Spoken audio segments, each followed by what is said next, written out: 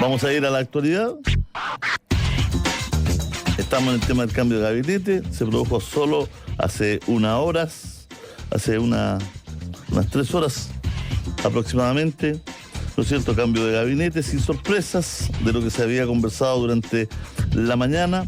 Tenemos la oportunidad ahora de conversar con Tomás Duval, analista político y decano en la Facultad de Ciencias Sociales de la Universidad Autónoma. ¿Cómo está, Tomás? Hola, muy buenas tardes, Julio César. Un abrazo, muchas gracias por conversar con nosotros. Primero, ¿qué te parece en términos generales este cambio de gabinete? A ver, yo te diría que es un cambio de gabinete acotado, pero acotado por el número de ministerios, más bien sectoriales que abarca, y no es un cambio que marque un cambio en la dirección política del gobierno o en una agenda específica, sino que más bien me parece que es un ajuste de piezas al interior del gobierno. Ahora, eso tiene consecuencias políticas, por cierto. ¿Qué consecuencias políticas le ve, Tomás? Yo la primera que veo es que me parece a mí que Revolución Democrática sale afectado de este cambio de gabinete. Sin duda la salida del ministro Jackson y lo ocurrido ya con el caso Fundaciones, ¿no es cierto?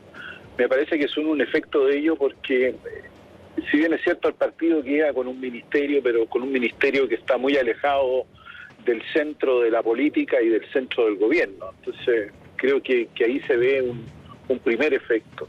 Y el segundo efecto que yo diría es la consolidación, evidentemente, porque es la fuerza mayoritaria de Apruebo Dignidad del Partido Comunista, que de alguna manera obtiene un nuevo ministerio a los dos que ya tenía la Secretaría General de Gobierno con Camila Vallejo y Janet Jara en trabajo, claro. Y ahora el ex subsecretario Cataldo asume como ministro de Educación. Me parece que esos son efectos políticos importantes en la correlación de fuerzas del gobierno. Bueno, ¿un castigo, dice usted?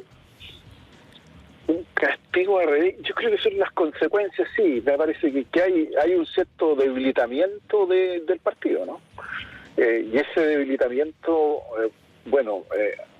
creo que se notó en este cambio de gabinete y probablemente la presión que existe porque el Frente Amplio, los ex partidos o los partidos que formaron el Frente Amplio vuelvan a tener un partido único, creo que se va a hacer mucho más fuerte. Ahí, Tomás, estamos mejorando la comunicación. ¿Aló? ¿Estamos mejor ahí?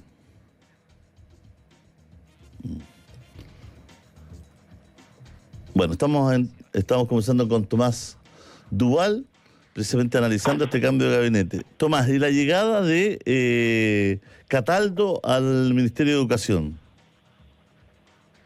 A mí me parece que básicamente es un logro del Partido Comunista y también un ministro que estaba muy debilitado. Me parece que el ministro Ávila ya venía debilitado desde el último cambio de gabinete, donde algunos se recordarán que quedó una silla vacía, ¿no? Y se la atribuían al ministro Ávila, y yo creo que es un problema de gestión política que ha tenido el ministro, y me parece que aquí tienen una oportunidad, alguien que fue subsecretario de Educación también, para desarrollar una adecuada política en educación, que es un tema sensible para todo el gobierno, ¿no? Claro, no faltó, mucha gente dice que un cambio pequeño, un cambio más robusto era el que necesitaba. Mucha gente se pregunta por qué no se operó de todos los posibles conflictos que pudieran venir de una vez por todas. Con Montes, por ejemplo. Sí, yo tengo la impresión de que no era el sentido del cambio. El sentido del cambio era básicamente hacer un ajuste en algunas piezas, producto de la salida del ministro Jackson. Esa es la gran salida, ese es el gran punto de salida del cambio de gabinete, ¿no? Yo creo que aprovechó esa instancia para mover a otras piezas y producir estos reacomodos al interior del gobierno. Sin duda, ese me parece que es el objetivo, ¿no? Pero no era un objetivo de un cambio en la dirección política, ni mucho menos. No veo ese sentido en el cambio. ¿Y usted siente que el presidente tiene claro el derrotero del país? ¿O el derrotero por lo menos de su gobierno? Yo creo que sí, yo creo que tiene las prioridades. El presidente ha marcado las prioridades, ha marcado con insistencia dos ejes que son fundamentales en materia de pensiones y en materia de pacto fiscal, como se le denomina ahora. Me parece que son ejes principales.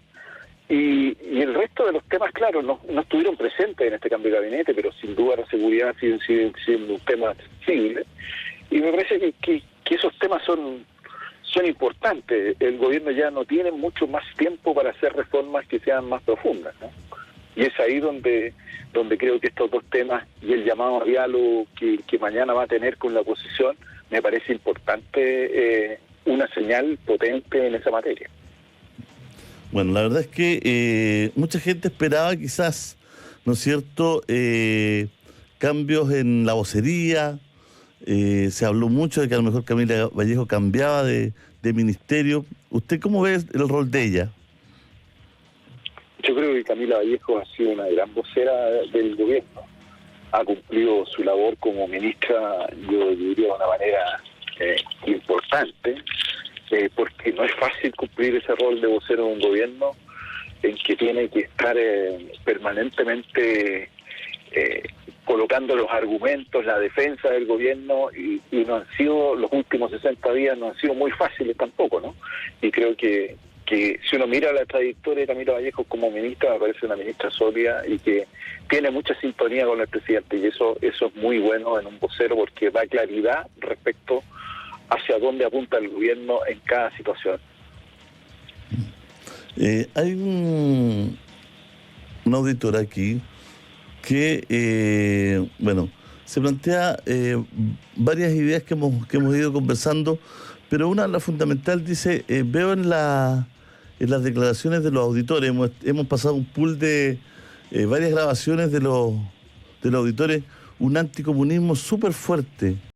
Gente que dice, ¿por qué un comunista puede ser ministro de Educación? ¿Por qué un comunista, ¿no es cierto?, puede encabezar un adoctrinamiento de personas, etcétera? ¿Qué te ha parecido toda esta ola media anticomunista que hay?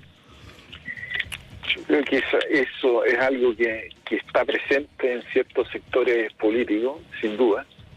Recordemos lo que le pasó también a Daniel Jadwe cuando era precandidato a la presidencia. También apareció de ahí muy fuerte un sector. Yo no tengo claro cuál es la magnitud, pero sí reconozco que hay ahí una suerte de rechazo de cierto grupo de personas a la labor del Partido Comunista. Pero me parece a mí que independiente de las militancias, porque si uno mira, estábamos mirando a la ministra Vallejo y uno mira a la ministra Jara, yo creo que han cumplido con sus roles más allá de sus militancias. Y eso es lo que importa cuando se asumen esos cargos. Yo no podría vetar a alguien porque piense de una manera u otra. No creo que ese sea el punto importante, pero sin duda tienes un punto, creo que es cierto. Aparece un anticomunismo, claro, porque tampoco es un partido mayoritario, ¿no? Tiene un partido que fluctúa siempre entre el 7-8% de los votos en general, ¿no? Y por lo tanto representa un sector político. Eso es así, ¿no? Mucha gente escribe, ¿no? Claro, el anticomunismo es universal, dice una persona.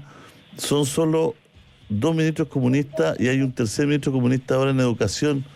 He escuchado mucha gente que dice está lleno de comunistas, los comunistas se toman el poder, los comunistas hacen lo que quieren, todo.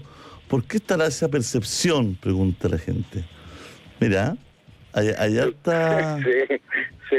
Yo creo que a lo mejor puede ser una percepción, voy a hacer una cuestión histórica quizás, heredada de conflictos del siglo XX, no del siglo XXI, ¿no? Me estoy refiriendo a la Guerra Fría, ¿no? Pero quizás por esa herencia de alguna manera puede ser, digamos. Que queden todavía esos resabios, lo trato de explicar de alguna manera, que queden esos resabios. Pero el Partido Comunista, cuando ha estado en el gobierno, en este gobierno, y uno podría mencionar incluso el de Salvador Allende, ha sido un partido que coloca todo su empeño en las directrices del gobierno, y eso es valorable como partido político, ¿no? Es importante para cualquiera sea presidente.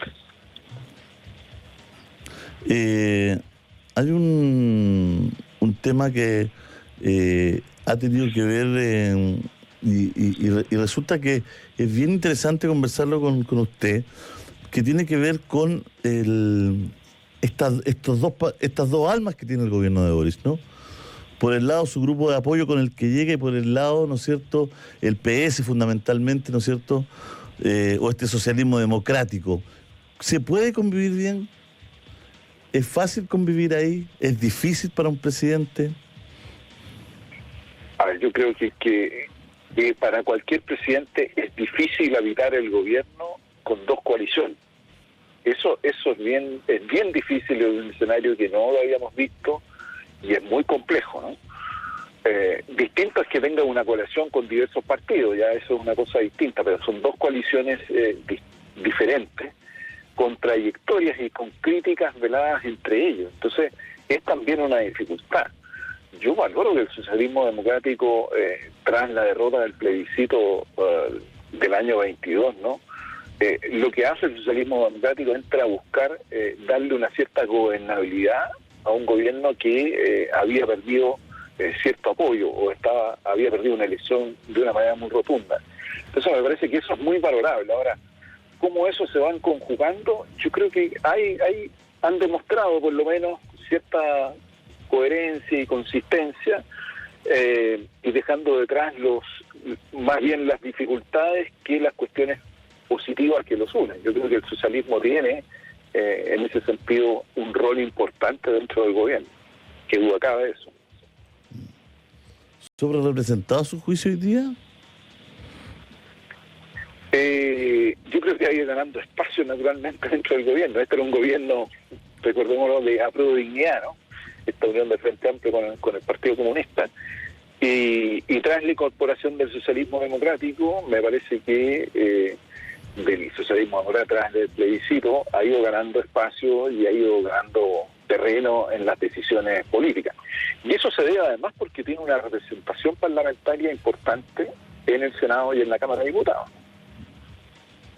Bueno, la verdad es que queda todavía conversar un poquito de este cambio de, ¿cómo lo ve usted?, de cupo político, comunes que llega a desarrollo social y que se va a vivir en nacionales, ¿no es cierto?, es para conservar un poquito los equilibrios. ¿Cómo lo lee? Sí, yo diría es considerar el equilibrio y valorar también la gestión de la ministra de Bienes Nacionales. Yo creo que eso también hay que valorarlo. Ha sido una gestión buena y por eso la cambia de Desarrollo Social, que es un ministerio central, ¿no? En cualquier gobierno y más en este todavía, ¿no? Piénsese solamente el desafío que tiene en este plan de cuidados, ¿no? Me parece una idea magnífica, pero creo que falta ahí todavía un impulso y un desarrollo. Así es. Bueno, le enviamos un abrazo gigante, que esté muy bien, Tomás. Igual, Julio César, que esté muy bien. Chao, Tomás Duval, en los micrófonos de la radio.